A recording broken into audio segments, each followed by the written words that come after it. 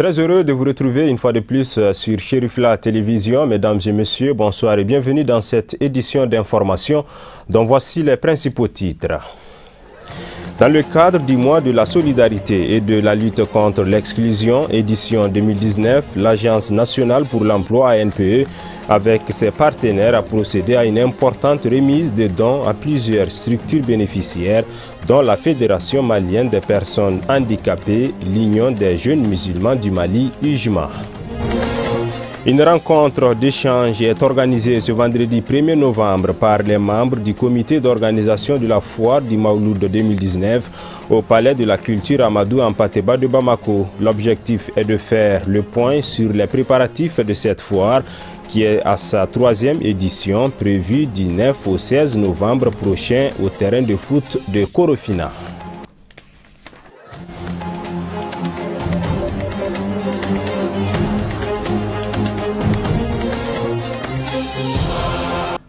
Voici pour le sommaire, mesdames et messieurs, bonsoir et bienvenue dans cette édition d'information.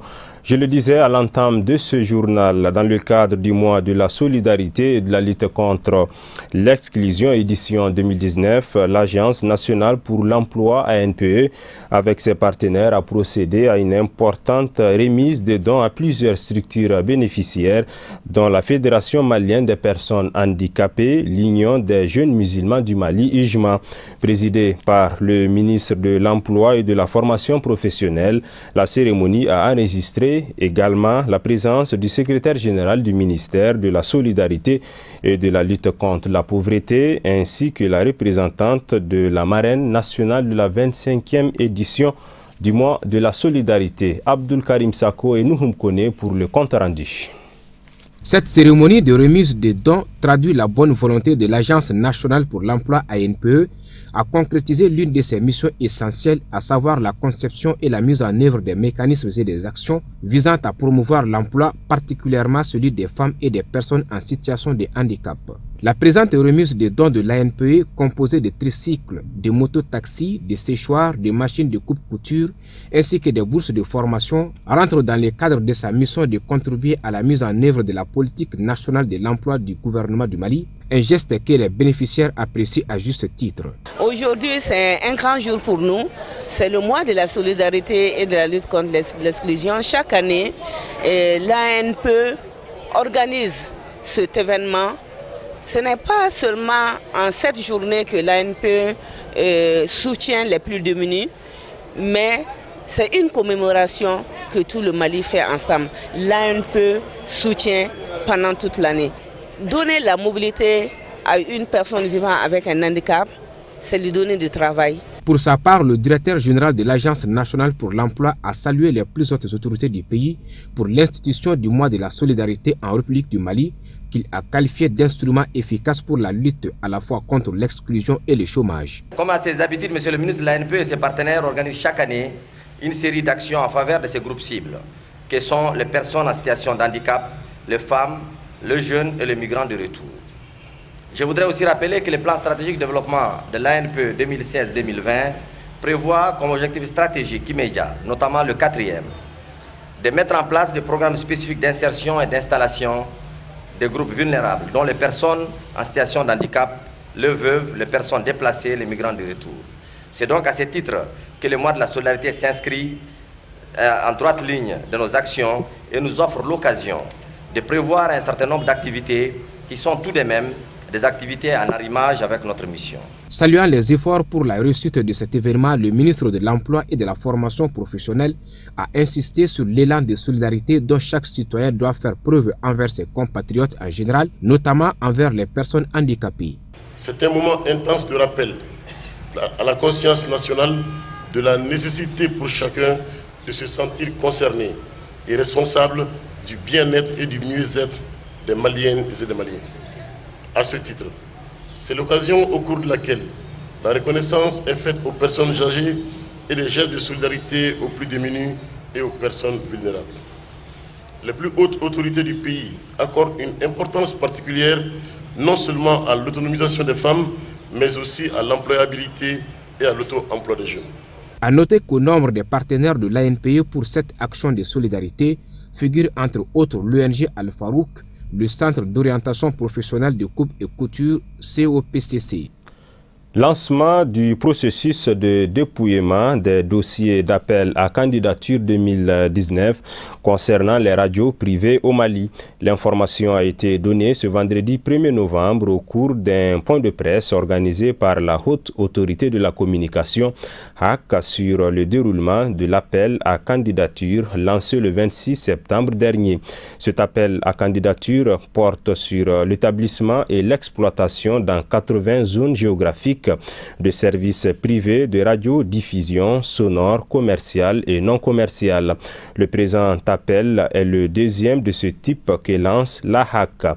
Le premier remonte à juin 2017 et a permis d'affecter des fréquences à des promoteurs installés sur 37 sites de diffusion sur l'ensemble du territoire national.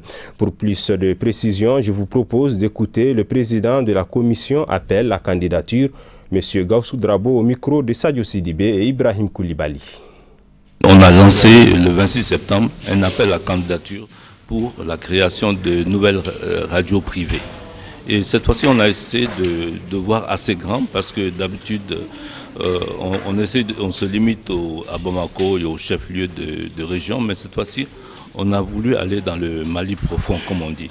Donc on a regardé les communes où il n'y avait pas de radio, on leur propose des fréquences et on propose des fréquences sans obliger quelqu'un à choisir obligatoirement commercial ou bien non commercial.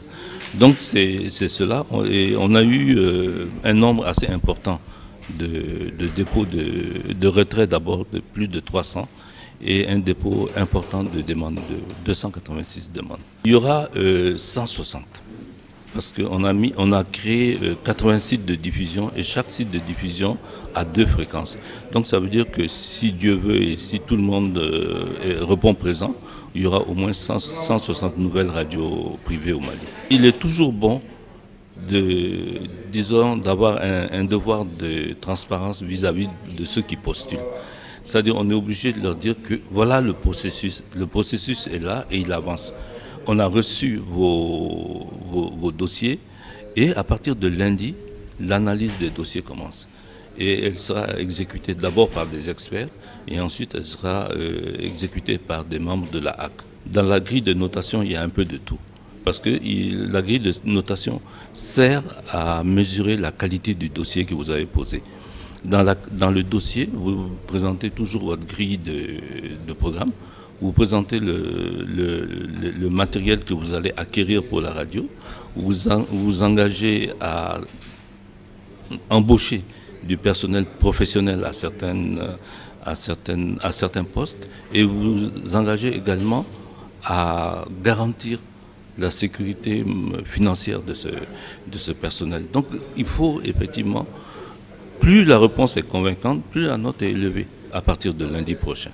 Ils vont terminer le 15 novembre. Maintenant, le résultat final, lorsque les experts ont fini, ils nous transmettent leurs conclusions. Et nous, on repasse sur les meilleurs dossiers. Parce que si le dossier est faible, ce n'est pas la peine de le regarder. Mais sur les meilleurs dossiers, on passe et on voit si effectivement les notes des experts concordent avec la réalité. Et là, ça va nous prendre également au grand maximum 10 jours. Donc c'est-à-dire avant la fin de l'année, on aura donné le résultat de l'appel à candidature. Autre titre de ce journal, une rencontre d'échange est organisée ce vendredi 1er novembre par les membres du comité d'organisation de la foire du Maouloud 2019 au Palais de la Culture Amadou Ampateba de Bamako. L'objectif est de faire le point sur les préparatifs de cette foire qui est à sa 3e édition, prévue du 9 au 16 novembre prochain au terrain de foot de Korofina. L'événement, qui était présidé par le parrain de la foire, Mohamed Lamine Dem, a regroupé les opérateurs économiques ainsi que le président de la commission de gestion Chérifla Télévision, M. Samba Koulibaly. C'est un reportage de Sadio Sidibé. En prélude à la célébration du Maouloud de cette année, les membres du comité d'organisation ont organisé une rencontre d'échange pour édifier le public malien sur les préparatifs de la 3e édition de la foire qui se tiendra du 9 au 16 novembre 2019 au terrain de foot de Korofina à côté de la mairie de la commune 1 du district de Bamako. Cet événement d'envergure, qui est aussi un espace de rencontre pour les opérateurs économiques de faire connaître leurs produits par les acheteurs, verra la participation d'une trentaine de pays. Outre des émissions spéciales, les organisateurs ont apporté des grandes innovations avec notamment l'installation de plusieurs stands selon les moyens des clients. Les questions qui ont été posées par les différentes structures, les différents opérateurs. Donc nous avons posé des questions, on les a expliquées. C'était un peu ça, en fait, notre objectif. En fait, nous sommes à la 3e édition cette année. Donc il y a eu des successions déjà. Je me dis que c'est toujours l'espérance qui va servir davantage. Donc cette année notamment, il y a eu assez d'innovation sur au niveau des stands. Donc l'équipement, comment équiper les stands et comment essayer donc de satisfaire mieux davantage donc les différents exposants, donc ceux qui viendront occuper les stands, afin qu'ils puissent aussi se faire plus de chiffres dans ce sens, parce que l'objectif en fait c'est pas que de ventes, mais c'est aussi mieux exposé, parce qu'il y aura une grande foule qui va venir. Il y aura plus de 33 pays qui seront là pour le Maouloud. Donc on a profité de cette occasion pour lancer cette foire-là. Donc occasion pour donner l'opportunité à tout un chacun, les différents pèlerins qui vont se déplacer dans différents pays, donc de pouvoir se procurer d'un petit truc du pays pour pouvoir apporter ça dans leur pays. Le prix des stands, ça varie selon les stands. Il y a les stands VIP, ça c'est 1 million. Chaque stand, il y a des avantages qui suivent. Donc ça c'est 25 mètres carrés, ça c'est 1 million, ça c'est les stands VIP. Après ça, il y a les stands diamants, ça c'est d'une dimension de 9 mètres carrés, ça c'est à 300 000 francs CFA. Il y a les stands aussi en or, donc ça c'est 50 000 francs. Et puis il y a les stands argent, donc ça c'est les espaces aménagés pour que tout le monde puisse se sentir concerné par la chose. Ceux qui vendent les oranges, donc les sachets d'eau, donc les 10 000 francs payés une seule fois, donc les espaces sont aménagés pour eux.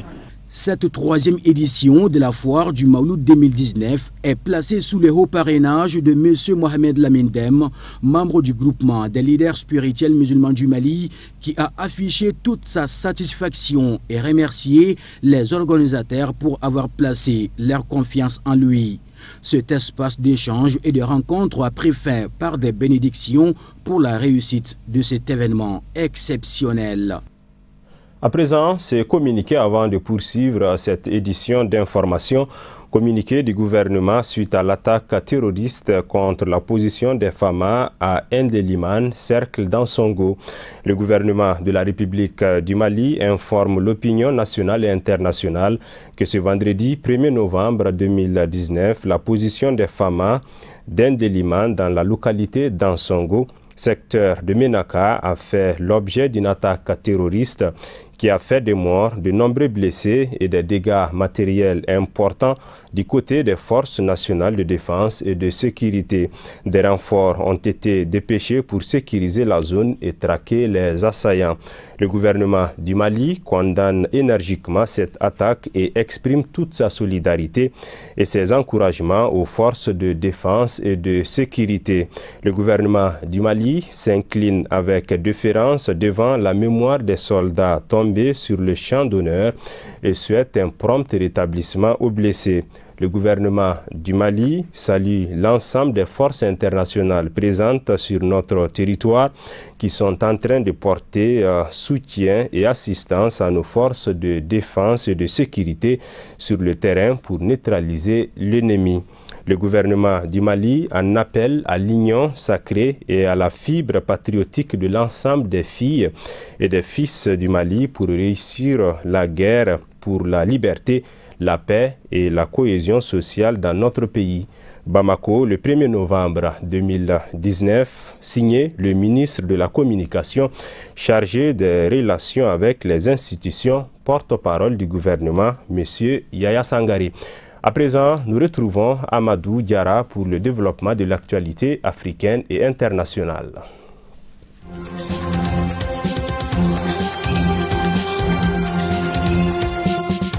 2 novembre, triste anniversaire de la disparition de Ghislaine Dupont et de Claude Verlon, des journalistes de RFI enlevés puis assassinés près de Kidal, dans le nord du Mali. 6 ans après, les circonstances de leur exécution restent floues. Des enquêtes sont en cours. Plusieurs ravisseurs et commanditaires courent toujours. 6 ans après cet assassinat revendiqué par Al-Qaïda au Maghreb islamique, l'enquête progresse lentement, mais elle connaît des avancées. La principale est l'analyse des données issues des factures téléphoniques détaillées versées au dossier. Les enquêteurs poursuivent leur travail avec une limite. La justice française attend toujours de nombreux éléments.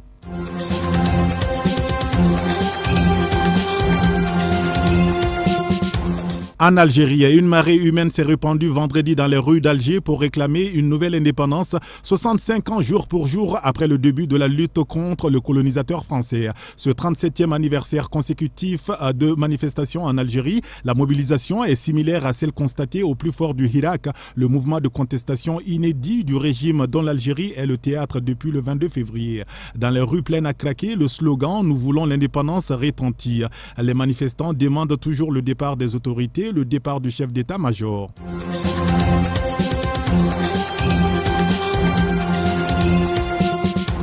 Au Ghana, plusieurs dizaines de magasins tenus par des étrangers, en majorité des Nigérians, ont été fermés de force ce jeudi à Kumasi, deuxième ville du Ghana, par des commerçants en colère, a rapporté vendredi le président du syndicat ghanéen des commerçants. Au Ghana, les étrangers ne sont pas autorisés à se lancer dans le commerce de détail, mais cette loi est peu appliquée. Les conséquences économiques de cette mesure ultra-protectionniste qui va à l'encontre de tous les traités commerciaux en Afrique de l'Ouest sont ressenties sur tous les marchés de la sous-région. Cependant, les autorités ghanéennes ont appelé les membres de Gouta à suspendre les blocages et les fermetures de commerce, estimant que ces actions pourraient affecter les relations avec le Nigeria.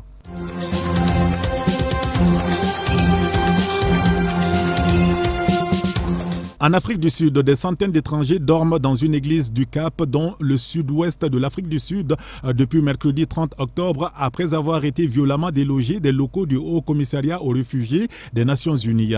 Ils campaient sur place depuis le début d'octobre, notamment pour exiger davantage de protection après la récente vague d'attaques xénophobes dans le pays. La plupart de ces étrangers vivent en Afrique du Sud depuis plusieurs années.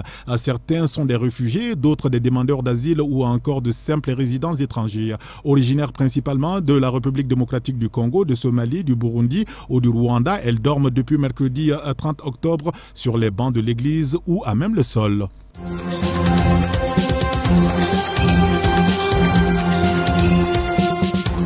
Et enfin, l'administration américaine prolonge d'1 an le statut de résident temporaire accordé aux ressortissants de 6 pays, dont Haïti, le Salvador et le Soudan. Le président américain Donald Trump tente de mettre un terme à ce statut, mais les poursuites en justice engagées contre sa décision l'en empêchent pour le moment. Mais la justice qui a été saisie contraint le département de la sécurité intérieure à reporter l'échéance en attendant l'issue de la procédure. Le répit obtenu est d'1 an. La nouvelle date d'expiration du statut est fixée au 4 janvier 2021. Plus de 300 000 personnes sont concernées, dont les 2 tiers viennent du Salvador.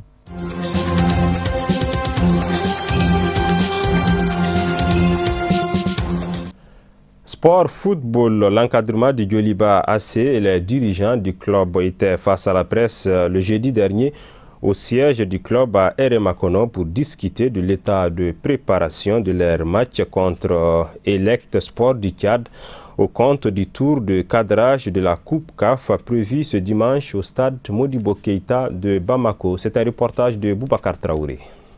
Les Rouges de Bamako ont fait une bonne opération au match aller joué le week-end dernier à N'Djamena face à Elect Sport en s'imposant par le score d'1-0. Les joueurs n'attendent pas s'arrêter là car ils veulent consolider les acquis du match aller en se qualifiant à la phase de poule. Dès la fin du match aller, je crois que la concentration est venue aussitôt. On a gagné 1-0, ça peut être suffisant comme ça peut ne pas être suffisant ici. Donc la concentration reste la même. Donc on va continuer d'être bien concentré. Nous savons que l'équipe Elect Sport, vraiment, ils nous ont malmenés là-bas, hein, vraiment. Donc on reste serein ici. On va essayer d'être concentré jusqu'à la fin. L'état d'esprit reste le même. On reste toujours concentré nous avons, chacun de nous porte, nous portons chacun en nous vraiment des concentrations. Donc nous allons essayer d'être sur ces lancers-là. Si les dirigeants du club ont tout mis en œuvre pour la bonne préparation de l'équipe, les supporters aussi ont un grand rôle à jouer dans ce genre de match. Tous ceux qui aiment le Djoliba, d'être présents ce dimanche et porter son équipe. Je demande de ne pas d'être exigeant, mais de pouvoir permettre à leur équipe de jouer pleinement, de supporter, parce que son nom, c'est le 12e homme. Et donc, c'est le 12e homme sur le plan positif dont on a besoin pour pouvoir passer ce cap-là. Tous derrière le seul représentant malien ce dimanche afin qu'il puisse rééditer l'exploit du match aller. Sport toujours à l'occasion des festivités de la Ziyara de Donyumana, la section vigile des Ansar a organisé un gala de démonstration en karaté ce vendredi 3 novembre 2019 à Donyumana sous la présidence de Modibo Diallo, président de l'ADN Mali. Nous restons avec Boubacar Traoré. Les femmes et les hommes de la commission vigile des Ansar ont émerveillé le public à travers des exhibitions en karaté. D'abord, chez les femmes, la démonstration était basée sur la technique de défense et les fouilles, tandis que les hommes nous ont montré la technique de manipulation du couteau et d'autres choses. De voir que la commission des vigiles a reçu l'année passée une formation en stratégie de protection des hautes personnalités. Donc la démonstration de tout à l'heure montre à suffisance que la formation reçue est en train d'être comprise davantage. Donc cela nous a beaucoup réjouis. Ces vigiles-là, c'est les gens qui sont en train de veiller sur notre guide et de sa famille au quotidien. Donc ils ne cessent de veiller, c'est-à-dire qu'ils sont permanemment à la tâche. Donc vraiment, nous sommes fiers d'eux, nous les encourageons, nous les félicitons et nous demandons au bon Dieu de leur accorder la santé et la force nécessaire pour qu'ils puissent vraiment continuer à jouer leur rôle qui n'est vraiment pas négligeable dans notre organisation. Les responsables des Ansar envisagent d'autres formations à l'endroit des vigiles. Nous envisageons beaucoup de choses à l'endroit de cette commission. Et comme ils ne cessent de nous fournir leurs doléances aussi, parce qu'ils ont besoin de beaucoup de choses, la formation doit être continuelle. Ce n'est pas une seule formation qui suffit. Donc il y a des formations qui sont en vue. Il y a des besoins d'équipement qui nous ont été soumis par eux, par la commission, je vais dire. Il y a plein de choses. Beaucoup ont été faits, mais beaucoup reste encore à faire pour que vraiment ils puissent continuer à nous servir comme on l'entend. Le secrétaire exécutif de la FADI en a profité pour lancer un appel solennel à la commission vigile pour la sécurisation des personnes et des biens en cette veille de la Ziyara et Mauloud. Ok, l'appel que j'ai à l'endroit de la commission, c'est surtout de redoubler d'efforts. Ils sont en train de faire beaucoup de choses, mais nous les demandons encore de faire beaucoup plus d'efforts parce que l'insécurité dans notre pays, là où nous sommes, laisse à désirer. Donc de ce fait-là, il faut que vraiment ils veillent au grain, au quotidien. Il faut qu'ils soient beaucoup plus vigilants, qu'ils soient prudents. En tout cas, toutes les techniques qui leur ont été apprises, il faut que, en tout cas, ils fassent en sorte que tout soit, en tout cas, au point pour que vraiment les pèlerins qui vont venir dans quelques jours, ainsi que leurs biens puissent être protégés. A noter que la Ziyara de Donyumana aura lieu ce dimanche 3 novembre 2019. Ce journal est terminé. Merci à vous de l'avoir suivi. Prochain cap de l'information, c'est avec Moussa Fomba en langue Bamanaka à partir de 21h. D'ici là, passez un excellent moment en compagnie des programmes de Chérifla Télévision. Bonsoir.